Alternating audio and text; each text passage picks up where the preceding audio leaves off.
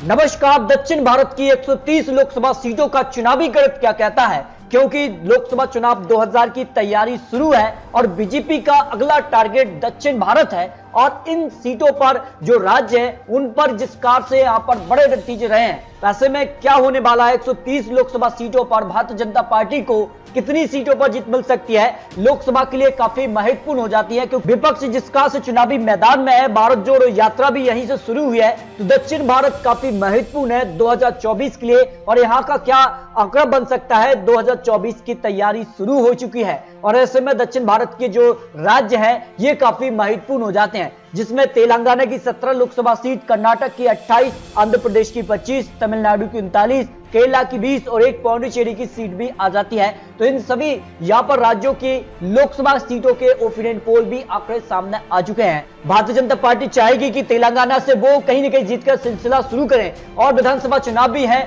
और ऐसे में 17 लोकसभा सीटें काफी महत्वपूर्ण हो जाती हैं। और यहाँ का क्या माहौल बनेगा, इसके कुछ महत्वपूर्ण आंकड़े रखेंगे। कर्नाटक की 28 लोकसभा सीटों में भारतीय जनता पार्टी यहाँ सरकार में है, लेकिन आंध्र प्रदेश, तमिलनाडु, केरला और पौंडीचेरी के अलावा उड़ीसा ऐसे वो राज्य है जहां बीजेपी अब भी यहाँ पर सरकार बनाने में नाकाम रही है। तो इस बार लोकसभा की जो यहाँ पर तेलंगाना की 17 लोकसभा सीटें हैं, यहाँ के क्या चुनावी गणित बन सकता है। अगर बात की जाए तो यहाँ चॉइस के तौर पर किसे पीएम के तौर पर लोग चाहते हैं, क्योंकि भारत जोड़ो यात्रा से कहीं ना कहीं कांग्रेस ने एक नई राह पकड़ी है और उस राह पर वो क्या 2024 की राह तक आसानी से पहुंच पाएंगे, इसके भी कुछ महत्वपूर्ण आंकड़े। बात की जाए तो यहाँ पर 38% लोगों की चॉइस जो है पीएम मोदी, जबकि 40% लोग यहाँ पर राहुल गांधी को पीएम के तौर पर देख रहे हैं, 22% लोग अन्य को पीएम के तौर पर देख रहे हैं। तेलंगाना को लेकर ये सटीक आंकड़ा सामने आ रहा है। अब बात की जाए ओपिनियन पोल के हिसाब से यहाँ की 17 लोकसभा सीटों का जो गणित बन रहा है, हैदराबाद निकाय चुनाव के परिणाम भी बीजेपी के पक्ष में दिखे थे, तो ऐसे में बीजेपी को जबरदस्त यहाँ पर फायदा भी हो सकता है।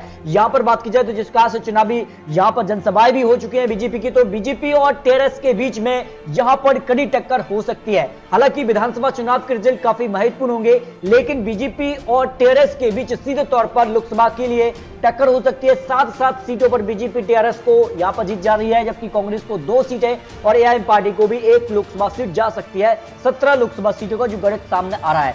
कर्नाटक भी काफी महत्वपूर्ण है, कर्नाटक में बीजेपी सरकार में भी है, तो इसका फायदा बीजेपी कितना उठा पाएगी। 28 लोकसभा सीटें काफी महत्वपूर्ण हैं।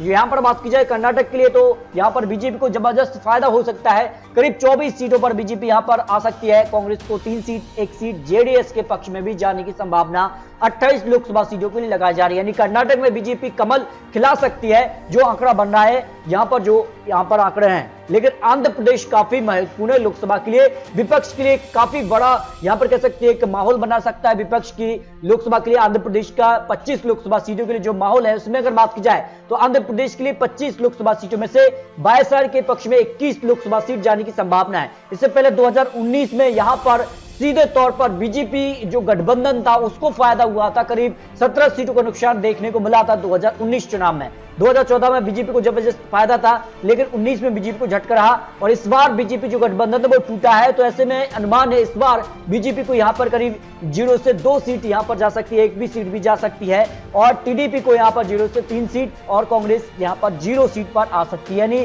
जो आंध्र प्रदेश की वायएसआर बड़ी पार्टी है उसके ही पक्ष में आंध्र प्रदेश की लोकसभा सीटें जा सकती हैं, जो अनुमान यहाँ पर लगाया जा रहा है। जबकि तमिलनाडु की अगर बात की जाए तो तमिलनाडु को लेकर भी काफी महत्वपूर्ण है और यहां पर विपक्ष को काफी एक बड़ा मौका रहेगा कि वो किस तरफ जाते हैं। तमिलनाडु के लोग को क्या वो अपने पक्ष में कर पाएंगे। अगर बात की जाए तो यहां पर पीएम के तौर पर किसे लोग पसंद कर रहे हैं, देखिए 32% पीएम मोदी, जबकि 56% लोग राहुल गांधी को पीएम के तौर पर यहाँ के लोग देख रहे हैं, जो तमिलनाडु का ओपिनियन पोल सामने आ रहा है। तो अगर बात की जाए तमिलनाडु की 39 लोकसभा सीटों में से इस वक्त जो ओपिनियन पोल है उसमें जो बीजेपी गठबंधन है एआईडीएमके को, उसको करीब 0 से 1 सीट मिल सकती है, जबकि कांग्रेस जो गठबंधन है उसमें डीएमके है उसको जबरदस्त 37 सीटों का फायदा हो सकता है। तो ऐसे में जो 2014 में बीजेपी यहां पर जबरदस्त सीटों पर जीती थी, करीब यहां पर जबरदस्त फायदा था, लेकिन गठबंधन अलग हो चुके हैं और ऐसे में यह माना जा रहा है कि 2019 में भी बीजेपी को यहां पर झटका रहा था। तो ऐसे में अनुमान यहां का है कि बीजेपी को करीब करीब यहां पर 0 से 1 सीट ही मिल सकती है, जबकि अगर डीएमके की बात की जाए तो करीब जो कांग्रेस गठबंधन है डीएमके के साथ उसमें 37 सीटें उनके पक्ष में जा सकती है। अन्य की बात की जाए तो अन्य को 0 से 1 सीट मिलने की संभावना तमिलनाडु लोकसभा चुनाव के लिए लगाया जा रहा है। इसके अगर बात की जाए तो केरला भी काफी महत्वपूर्ण जाता है। भारत जोड़ो यात्रा से यहां से शुरुआत की है राहुल गांधी गांधी ने, कितना फायदा वो यहाँ पर केला में उठा सकते हैं। यहाँ से वो सांसद भी हैं तो कितना वो यहाँ पर फर्क डाल सकते हैं जनता पर। तो यहाँ पर बात की जाए चॉइस के तौर पर, अगर केला के लोगों की बात की जाए तो 18% पीएम मोदी, जबकि 58% लोग राहुल गांधी को यहाँ पर पीएम के तौर पर देखना चाहते हैं। यहाँ के लोगों का जो अनुमान हो सकता है, अगर बात की जाए तो केला लोकसभा के लिए 20 सीटें हैं और यहाँ पर एलडीएफ को 7, जबकि यूडीएफ जो गठबंधन है उसको 13 सीटें, जबकि एनडीए गठबंधन 0 सीट पर समझ सकता है।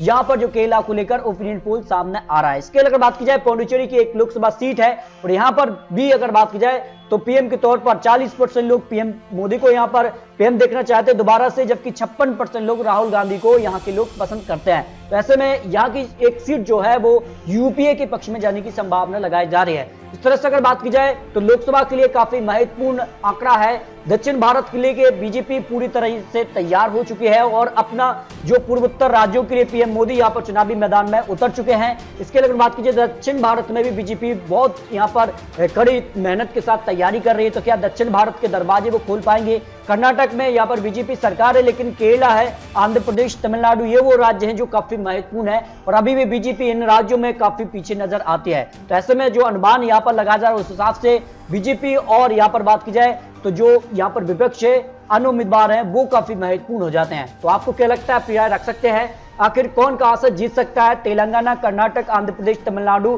केरला और पौंडीचेरी को लेकर आपको कुछ महत्वपूर्ण आंकड़े दिखाएं। फिर भी आपको बता दिए तो चुनावी आंकड़े चुनावी अनुमान है। आने वाले वक्त में किस प्रकार से यहाँ पर चुनावी वादे, चुनावी प्रचार होते हैं 2024 की तैयारी को लेकर, वो काफी महत्वपूर्ण हो जाता है। तो अपनी राय कमेंट बॉक्स में जरूर किए। मिलते हैं और लेटेस्ट और महत्वपूर्ण विश्लेषण के साथ। तब तक के लिए जय हिंद, जय भारत।